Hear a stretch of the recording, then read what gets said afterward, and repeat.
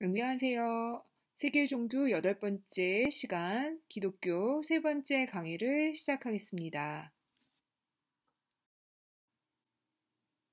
지난번 강의에서는 동방 기독교 위주였는데 오늘은 서방 기독교를 중점적으로 배우도록 하겠습니다. 서방 기독교는 로만 카톨릭과 프로테스탄트로 나뉠 수 있죠. 로만 카톨릭은 엄격한 중간 집권적 구조를 가지고 있죠. 그러니까 성직 제도도 그렇고 교회 제도도 그렇고 교리에 있어서도 엄격한 중앙 집권적 교황, 로마 교황으로부터 나오고 그 아래 각국마다 추기경이 있고 그리고 각 지역마다 주교가 있고요. 그리고 평사제가 있는데 그 카톨릭의 기구에 보직을 맡기 때문에 평사제들의 경우도 다 보직에 의해서 위계 질서가 분명하게 나눠져 있죠. 교리의 통일성, 전례의 균일성, 그러니까 어디에 가도 같은 전례, 그리고 같은 교리, 전통과 성리에 대한 의존, 교계 제도와 성직자의 위계가 아주 분명하죠. 그래서 하이어라키칼한 가장 대표적인 종교가 로만 카톨릭이죠. 성직자와 평신도에 분명한 구분이 있습니다. 프로테스탄티즘의 경우는요, 예수 그리스도에 대한 믿음으로 은총을 받게 되고요. 그래서 믿게 되면 정의롭다라는 결론에 이르게 됩니다.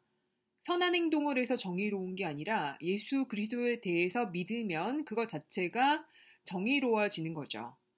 은총을 받기 때문에 그렇게 되는 거고요.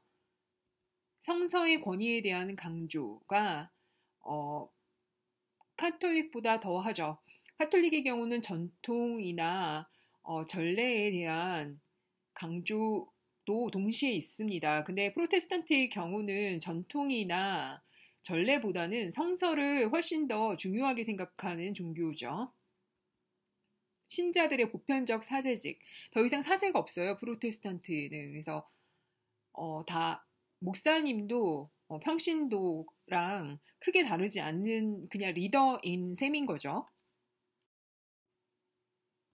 서방 제국의 몰락이라고 했는데 서로마 제국이 100년도 지속되지 않고 나서 몰락하고 나서 그 지역에 여러 가지 많은 민족들의 독립국가들이 세워졌었잖아요. 그러한 여러 제국들의 또 몰락을 겪게 됩니다. 샬르마뉴와 후계자들의 통치에 의해서 이루어진 서방 제국이 통일된 것은 800년경 신성 로마 제국이 이때 새롭게 등장하게 되는데 먼저 번 강의에서도 얘기했듯이 교황에 의해서 신성 로마 제국의 황제가 임명되는 그런 권력 관계가 이루어졌죠. 그러다가 카롤린거 제국이 987년경에 쇠퇴하게 됩니다. 스칸디나비아인과 마자르족의 침략으로 제국의 권위는 추락하게 되어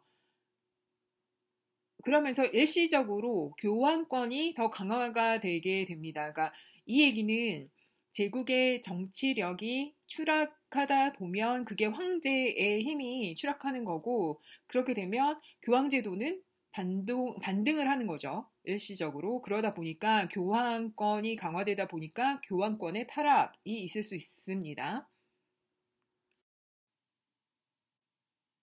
전반적으로 교회가 타락을 경험하게 되는데요.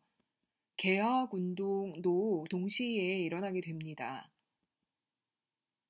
수도원이 어떤 개혁의 주체가 되는데요. 일단 수도원 자체가 많이 타락한 면이 있어요. 그러니까 수도원의 사유재산화가 문제인 거예요. 수도원장이나 고위성직자나 귀족이나 감독들이 수도원의 토지를 자기 것으로 생각을 한 거죠. 그리고 순종의 문제가 나타났습니다. 그러니까 수도사들이 본래 영성과 그리고 수도원에 대한 순종, 그리고 신에 대한 순종 이런 것들을 의무적으로 지켜야 하는데 그걸 지키지 않았던 거예요. 그러니까 자기들끼리 수도 생활을 하기보다는 이익에 따라서 움직인다거나 그리고 명령에 복종하지 않는다거나 하는 그 하극상의 문제라든지 전체적으로 타락이 만연되어 있었습니다. 그런데 공작 윌리엄 덜 서드라는 분이 자신의 토지를 수도원 부지로 제공하였어요. 클루니라는 지역에서 베네딕트 수도원장 베르노가 이 토지를 받고 수도원을 이끌었어요. 그러니까 수도원이 다시 이제 부흥되게 되어 있죠. 그러니까 수도사들의 이미지가 안 좋았어요. 워낙에 탐욕스럽고 그리고 누릴 거 다 누리고자 하는 면이 보고 싶지 않았는데 이제 드디어 이제 정화 운동을 시작하게 된 거죠. 재속 성직자의 경우도 개혁 운동을 하였다고 합니다. 프레몽트웨이가 이 운동을 이끌었고요.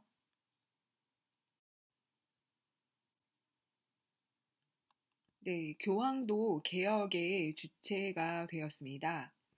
교황 레오 9세인데요. 이분은 독신 성직 지도와 성직 매매 금지 조항을 만들었는데 독신 성직 제도의 경우는 성직자들은 원래 결혼해서 안 되는데 연애와 결혼을 너무 자유롭게 하던 그 타락한 사회를 정하기 위해서 성직자는 독신이어야 한다라는 제도를 만들었고요. 성직을 서로 매매했다고 해요. 그래서 그것도 금지하는 그런 개혁을 했습니다. 교황 그레고리 7세는 성직자 임명권을 교황이 가져갔어요. 그 전에는 이제 황제가 임명할 수 있었던 것을 교황만 임명권을 가지고 있다라고 선언을 하고요. 그러자 황제 하일리가 반발을 했습니다. 여기에 대해서 교황은 황제직을 박탈하죠. 그러니까 아직까지는 교황이 우위에 있다라는 얘기예요. 황제를 임명하는 건 교황이고 성직자를 임명하는 것도 교황이고요. 할리의 반응은 카노사로 교황을 만나러 왔어요. 그래서 교황에게 공식적으로 제가 잘못했습니다라고 얘기하고 황제직 박탈이 취소된 거예요.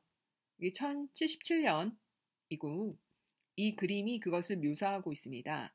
근데 그 이후에 사실 우여곡절 끝에 그레고리 7세 교황이 수세에 몰리고 좀 약간 비참한 말년 이런 걸 경험하게 되었는데요. 그거는 좀 더 자세히 들어가야 알 수 있는 거고 여하튼 카노사의 굴욕 사건이 황제와 교황의 관계를 알 수 있는 그런 사건이죠. 십자군 운동을 빼놓고 중세를 말할 수 없죠. 1096년부터 1254년 사이의 일입니다. 그레고리 교황의 개혁을 통해서 각성된 서구의 새로운 기독교적 공동체 의식과 기사적인 충동의 힘이 뒤섞인 것이라는 해석이 있고요. 성지의 탈환이라는 목적과 이슬람에 대한 투쟁이라고 하는 기독교적 합리화가 분명히 일어난 거죠. 1204년에는 콘스탄티노플을 약탈하는 일이 벌어졌죠. 그래서 동방교회랑 서방교회가 사이가 더욱 벌어지던 일도 있었고요. 교황의 세력은 강화하게 되었습니다. 십자군 정신을 모토로 한 군사적 수도회도 설립되었고요. 이슬람 문화와 접촉하다 보니까 13세기 철학과 신학에 영향을 주게 되었는데요. 그 원인은 바로 아리스토텔레스 철학이 유입됐기 때문입니다. 그래서 중세부터 중세 유럽에서는 플라톤 철학뿐만 아니라 아리스토텔레스 철학의 영향을 지대하게 많이 받게 되었죠. 바로 중세 때부터 아리스토텔레스 철학을 하게 된 거예요. 그 이전에는 사실 이슬람 문화권에서 아리스토텔레스 철학을 보존하고 있었죠. 결국 도시의 발달, 화폐의 발달, 상업의 발달이 이루어졌고 빈부격차도 심해진 이런 상황에 놓이게 되었습니다. 탁발 수도사라는 또 다른 형태의 수도자들이 있었는데요. 국어를 통한 생계 유지를 했던 분들이죠. 피터 왈도라는 분이 대표적이고요.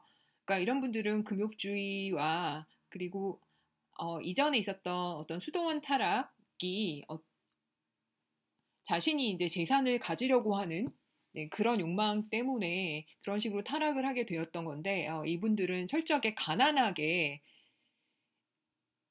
대신에 이제 영성은 드높이는 그런 방식으로 수도 생활을 하셨던 분들이죠. 프란시스코회 수도사들, 세인 프란시스, 그러니까 맨 위에 있는 이콘의 그분이고요.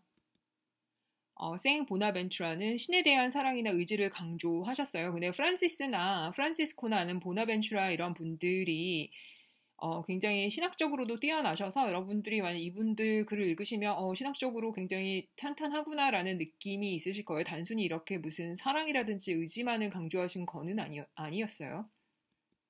도미니코회의 아퀴나스 같은 분들도 탁발 수도사에 해당한다고 합니다. 그런데 이제 아퀴나스의 경우는 아리스토텔레스의 영향도 많이 받고 이슬람 철학자들 그리고 유대교 철학자들의 영향을 많이 받아서 종합적인 철학을 하셨죠. 이성을 통한 신에 대한 이해 그리고 자연 신학을 많이 하셨다고 하는데, 그러니까 자연을 통해서 신을 배우는 이런 방식으로.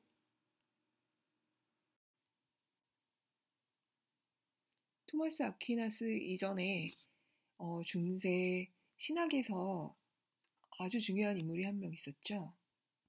네, 바로 안셀름입니다. 이분이고요. 프로슬로기온, 특히 이제 데어록이라고 하고 신의 존재에 대한 대화라는 장이 바로 이 장인데요. 존재론적 신존재 증명을 하였습니다. 물론 3장에는 다른 형태의 존재론적 신존재 증명을 했었는데요. 유명한 지금 3단 논법적 방법으로 존재 증명을 했습니다.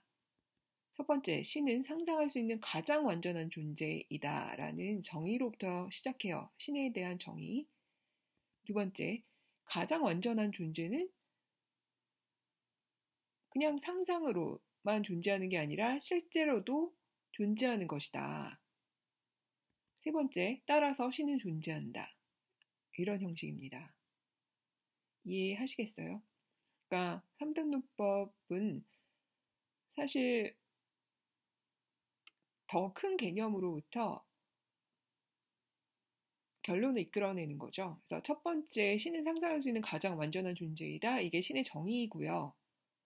신의 개념이죠. 이 사람이 생각하는. 그래서 두 번째, 연결고리는 가장 완전한 존재는 머릿속으로만 상상해서 존재하는 게 아니라 실제로도 존재하는 것이다. 세 번째, 따라서 신은 존재한다.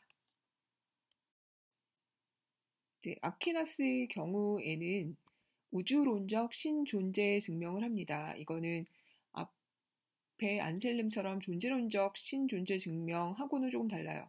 그거는 자기가 생각하는 신의 정의로부터 이끌어낸 건데, 이거는 좀 자연을 관찰한 것이 먼저예요. 신학대전에 나와 있고요. 논증 첫 번째, 이 세상의 모든 것은 변화한다라는 것을 나는 관찰하였다.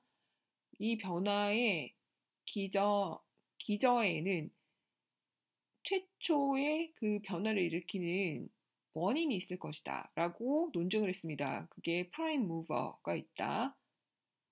그게 신이다. 논증 두 번째는, 이 세상의 모든 그 사물을 보았을 때 원인이 있어서 결과가 있다라는 걸 알게 되었다. 그래서 첫 번째 원인이 있을 것이다. first cause. 이게 바로 신이다. 세 번째 논증. 이 세상의 존재들은 거의 우연적인 존재다. 우연적인 존재들 기저에는 반드시 필연적인 존재가 있을 것이다. 그것이 신이다.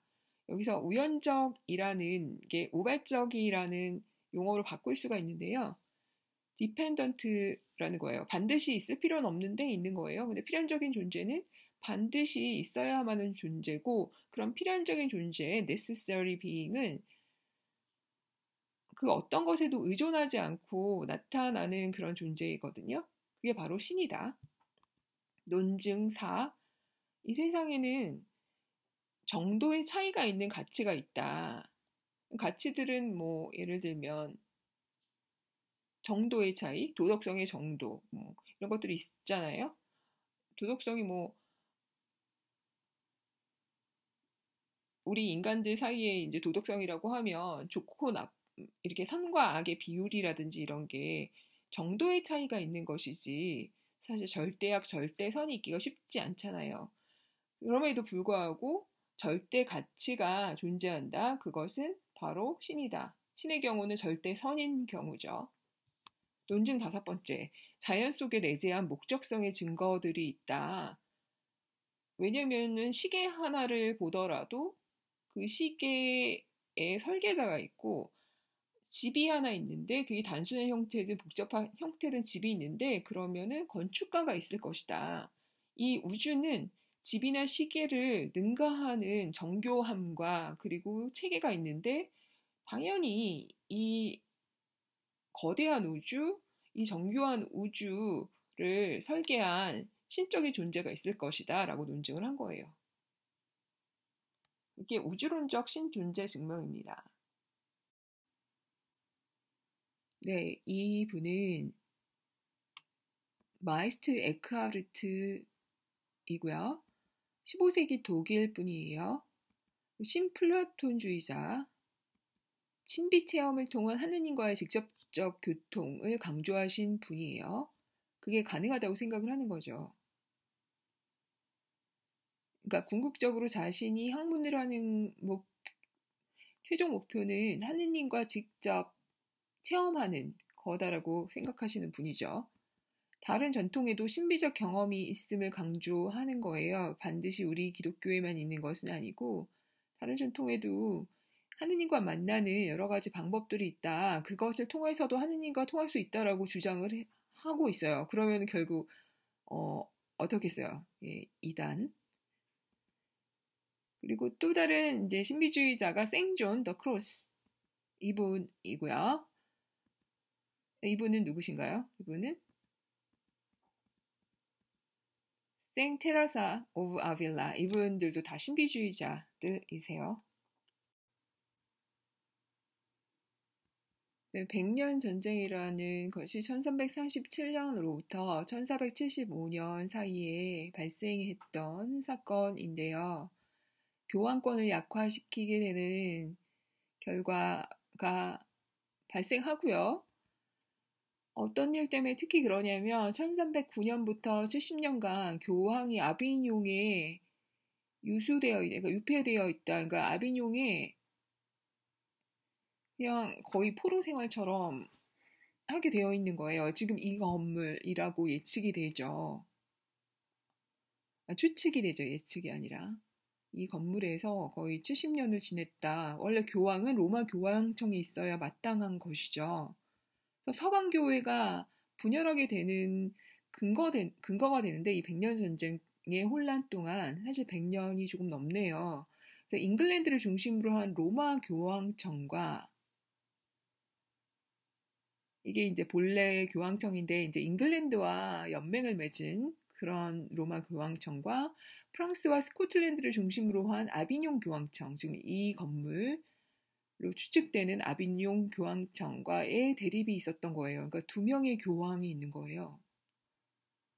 그럼 당연히 교황의 절대적인 권력이 붕괴되었다는 의미잖아요. 교황 사이에 분열이 있다라는 건 교황이 두 명이고 피사 공의회가 1409년에 있었고요. 콘스탄스 공의회가 교회의 통일성을 회복하는 데 일정 성공을 한 공의회였다고 합니다. 이런 분열을 지양하고 교회의 통일을 위해서 이렇게 교회가 점차 힘이 약해지는 여러 가지 계기들이 나타나게 됩니다. 네, 그러자 드디어 종교개혁 세력들이 속속 등장하기 시작합니다.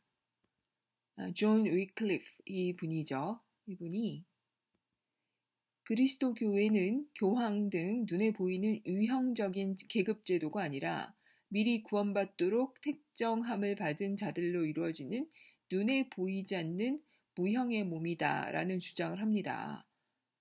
이러한 교황 비롯한 하이어라키칼한 시스템보다는 여러 사람들이 중요하다. 근데 이 사람들은 미리 구원받도록 정해져 있다라는 거죠. 성경은 교회의 소유이며 오직 교회만이 성경을 정확하게 해석할 수 있다라고 얘기했어요. 교회는 아까 1번에서 말한 그 예정받은 사람들이죠. 구원을 예정받은 사람들의 소유이며 그 사람들만이 성경을 정확하게 해석할 수 있다. 추종자들은 위클리프 사후 성경을 영어로 번역하였대요. 대단한 반항이죠. 라틴어에서 영어로 번역했다라는 것. 네 번째, 4차 라테란 공의회 1215년에서 결정된 화채설의 교리가 성육신에 나타난 원칙을 부인한다고 생각합니다. 그러니까 이 사람들 일단 이단에 대한 이단적인 사고 중에 하나인 거죠. 화채설을 부인하였다. 화채설이 정통 교리인데 이것을 부인하였다고 하는 거니까 일종의 그런 생각이죠. 이거는 화채설이나 이거는 마지막 시간에 제가 다시 설명을 드릴게요. 존 후스 교황청과의 대결을 통해서 자격 없는 교황에게는 복종할 필요가 없다는 결론에 도달하였습니다. 교황권이 무너지고 있다라는 그 증거죠. 성경은 교황을 포함한 모든 기독교 신자들을 심판할 수 있는 궁극적인 권위다라고 종교개혁자들 특유의 성경을 부각하는 그런 사상을 여전히 또 가지고 있고요. 이분이 이제 종교회의에서 처형을 당하게 됩니다. 이분은 보헤미아인들, 그러니까 체코슬로바키아 지역에 있는 사람들의 저항운동을 이끌었습니다. 타볼파나 호레파 같은 종말론적 운동이 이분의 영향으로 발생했다고 합니다. 네, 이번에는 마틴 루터입니다. 마틴 루터는 많은 정신분석학자들이 연구하고 싶어하는 대상이죠. 교황 레오 10세가 성 베드로 성당 건축 완공을 위한 자금을 위해서 면죄부를 판매해요. 그러니까 돈을 받고 너의 죄를 사한다. 뭐 이런 거죠. 루터는 항의를 합니다. 95개 신조문을 비텐베르크 본성교회 문에 못을 못 박아요. 그러자 인쇄업자들은 이 사실을 알고 라틴어 원문, 그러니까 루터가 쓰는 라틴어 원문과 독일어 번역 형태로 독일 전역에 살포하는 일이 발생했어요. 그러니까는 루터도 이렇게 일이 커질 줄은 몰랐던 거죠. 1517년 10월 31일을 프로테스탄트 종교개혁의 시작일로 기념하고요. 교황의 엑설지 도미네 칙령을 교황이 발표했어요. 이게 삿돼지가 주님의 포도원을 밟았다라는 뜻이래요. 이게 루터의 저서에 대한 소강령을 내렸어요. 루터가 쓴 책들을 다 태워라. 루터는 오히려 이 엑설지 도미네의 칙령을 불태웠어요. 대단하죠. 1526년 보름스 제국 회의에서 너는 철회하냐 철회하지 않느냐라는 질문을 라틴어로 했더니 루터는 독일어로 거절했어요. no 했어요.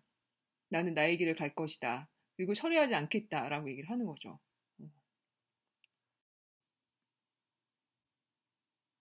네, 존 캘빈입니다.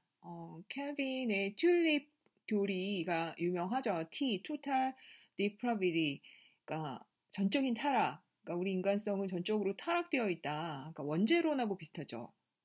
어거스틴의 원죄론이고 어거스틴 교리가 많은 경우 그 종교개혁 이후에 특히 루터가 영향을 많이 받았다고 했죠. 그러니까 자유의지보다는 결정론, 신이 다 결정한다, 신의 의지다라는 그런 생각이라든지 아니면 구체적으로 어떤 의례에 대해서 생각하고 있는 교리들, 뭐 이런 것들, 그런 것들이 이제 종교계에 영향을 많이 미쳤는데요. 그러니까 그 펠라기우스는 어거스틴의 반대라고 했잖아요. 그러니까 펠라기우스랑은 이제 반대 방향으로 나가는 게 이들인 거죠. 근데 이제 켈빈하고 루터는 이제 정도의 차이가 미묘하게 있다라고 하고요. 그다음 이유 unconditional election 어떤 조건이 있는 건 아니에요. 그냥 이건 하느님 마음이에요. limited atonement 이거는 누구는 어토먼트를 받고 죄 사함을 받고 누구는 받지 않는다라는 거죠. 그러니까 누구는 선택되고 누구는 선택되지 않는다. irresistible grace. 은총은 이거는 내가 안 받겠다라고 피한다고 해서 피할 수 있는 건 아니라는 거죠. 그냥 은총을 내려주시는 거예요. perseverance of the saints. 일단 내가 그 선택을 받았고 그 다음에 이제 은총도 받고 한 상태에서는 그게 떠나지 않는다라는 의미인 것 같고요. 기독교 강요라는 책을 쓰셨어요. The Institution of the Christian Religion. 제네바에서 개혁 운동을 하셨던 분이고요. 예정서를 믿고 계시죠. 이거 당연히 이제 미리 하느님이 구원받는 자와 구원받지 못하는 자로 이렇게 구분하셨다라는 거, 이런 믿음. 이거 어떻게 아느냐? 내가 일단 신앙을 가져야 되겠죠. justification과 sanctification에서 justification은 앞부분에서 개신교 프로테스탄트의 경우는 칭의라고 하죠. 칭의는 내가 예수 그리스도를 믿으면 그것 자체로 은총이 내려와서 그 은총 때문에 내가 이제 좋은 사람이라는 거, 죄가 사해지는 부분이 있다라는 게 justification이고, sanctification 같은 경우는 이제 이건 나의 의지죠. 나의 의지로 내가 살아가는 동안에 좀 성스럽게 변화시키는 거예요, 과정 중에서. 그러니까 그러려면 이제 나의 자유의지가 하겠죠. 내가 좋은 행동을 하는 거지, 악한 행동을 하기보다는. 그러니까 이 비율도 사실 루터랑 켈빈은 좀 차이가 있다고 하죠. 직업 소명설. 그러니까 직업이라고 하는 게 예정서라고 연결이 돼가지고 내가 그거 열심히 해야 된다라는 거죠. 그래서 열심히 일하고, 그러니까 게으름 피우지 말고 열심히 일하고, 그리고 돈을 저축하고 뭐 이런 내용들이 담겨져 있는데 이게 자본주의랑 연결되는 면도 있고요.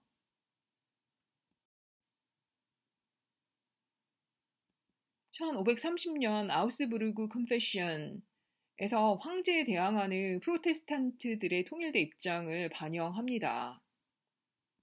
1532년 뉘른베르크 화의에서 프로테스탄트들을 자기들의 신앙을 유지할 수 있지만 전파는 금지하는 그런 조항을 만들었고요. 그러니까 너희들 그래 신앙은 괜찮지만 그 전교는 하지 말라고. 스빙글리가 1484년 1531년 사이에 사셨던 분이고 스위스의 종교개혁을 이루신 분이고요.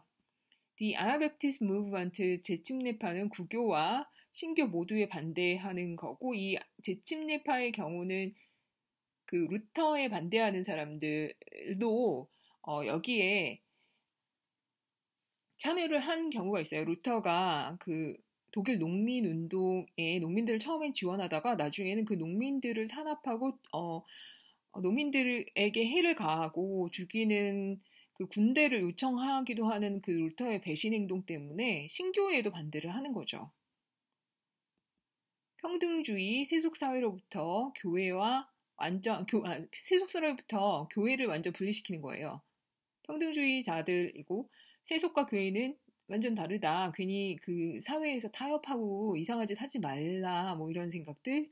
1524년 독일 농민전쟁에서 루터의 태도에 대한 반대자들도 모여 있고요. 그리고 학자들도 있고 평화주의자들, 그 점차 급진적인 움직임을 보이기 시작합니다. 평화롭다가 나중에는 좀 급진적인 그런 개혁 세력들이 되는 거죠. 잉글랜드의 종교개혁은 국왕이 영국 교회의 수장이라는 거 다 아시죠? 그리고 스코틀랜드의 종교개혁은 존 녹스가 주도를 합니다. 혹시 여기가 어디인지 아세요? 저 뒤편에 보이는 데가 덕수궁. 그 앞에 있는 빨간 지붕이 어딘지 아세요? 가보신 분 있나요? 제가 이 지역을 서울에서 가장 좋아하는 지역인데요. 또 근처에 공연장들도 많죠. 그리고 미술관도 있고. 네, 이 빨간 지붕은 바로 성공의 교회죠.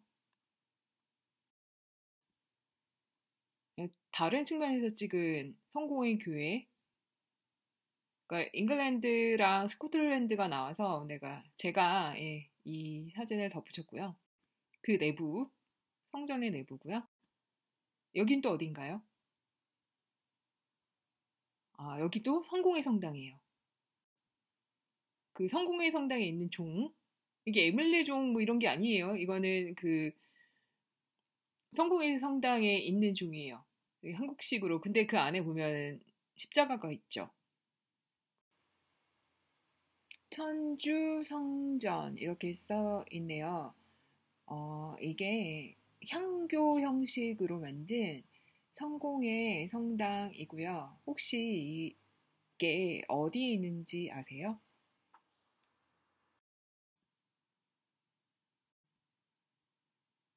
성공회 강화성당 이렇게 써 있네요.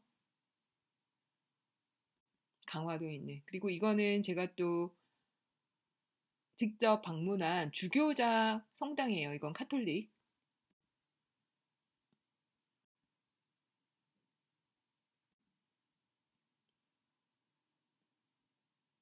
여기 이제 그 정원에 십자가상이 있죠. 그 십자가의 길을 하는 그 코스이고요. 이거는 문. 여기가 아마 르네상스 양식으로 지은 것 같습니다. 십자가의 모양이 다 달라서 제가 쭉 찍어봤거든요. 이거.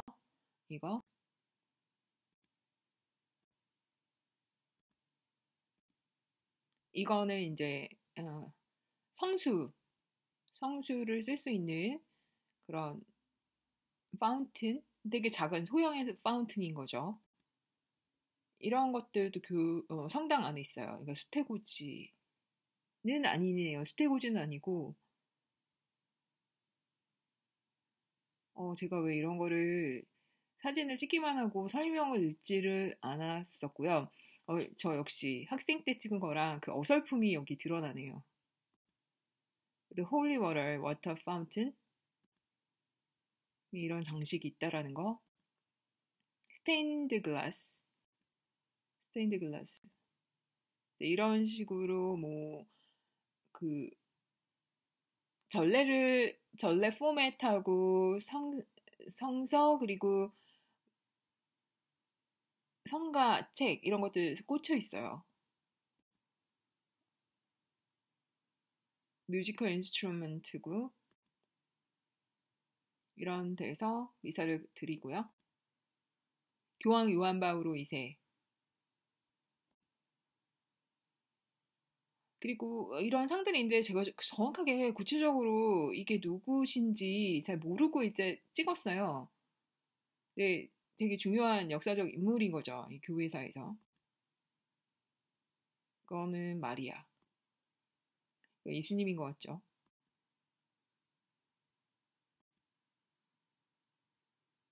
음, 뭔가 공부도 하시면서 개혁적인 그런 분의 느낌이 드네요. 이거는 요셉이 아닐까라는 저의 추측. 네, 이분은 제가 생각하기에 아퀴나스이신 것 같아요.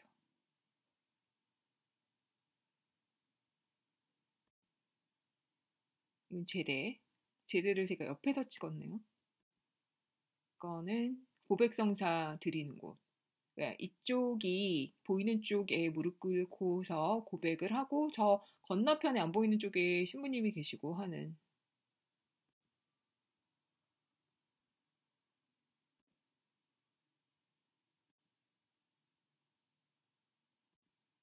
이거는 마더 데레사 그리고 왼쪽에 있는 거는 일종의 그걸 뭐라고 하죠? 그러니까 유물이 담겨져 있는 마더 데레사의 유물이 담겨져 있는 것 같아요. 이 수태고지.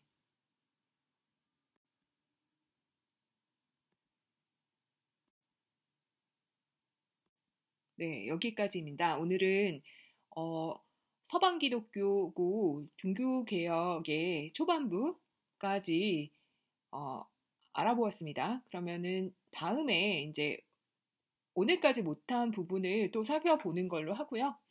그러면 이번 주는 여기까지 강의를 마치겠습니다.